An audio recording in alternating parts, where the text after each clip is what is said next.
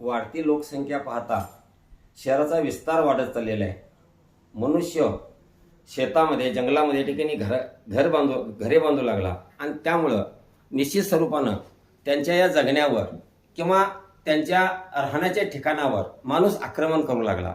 पण शेवटी हा पक्षी हळूहळू तो माणसाला स्वीकारायला लागला. तो या परिस्थितीची तो तडजोड करू लागला. तसं पाहायला गेलं तर हा पक्षी जो आहे हा मानवापासून दूर राहणारा पक्षी आहे, भित्रा पक्षी आहे. परंतु त्यानं स्वतःहून आता ही तडजोड करणं या ठिकाणी त्यांनी मान्य केलेलं आहे.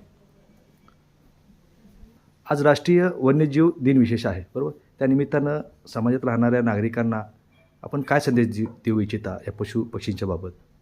या राष्ट्रीय वन्यजीव दिनानिमित्त मी समाजाला एवढंच सांगू इच्छितो की ह्या निसर्गात जे पशुपक्षी आहेत त्यांचं संवर्धन करणं आणि त्यांना इजा न पोचवणं ही आज मानवाची जबाबदारी आहे. हळूहळू अशा या पक्ष्यांची संख्या कमी होऊ लागली आहे. चिमणी कावळेसुद्धा या ठिकाणी पूर्वीप्रमाणे आज आपल्याला दिसत नाही आहेत. त्यामुळं ह्या वन्यजीवांचं पशुपक्ष्यांचं या ठिकाणी सांभाळ करणं किंवा त्याला अभय देणं ही आज मानवाची जबाबदारी आहे. संवर्धन करणं ही तर नक्कीच जबाबदारी आहे.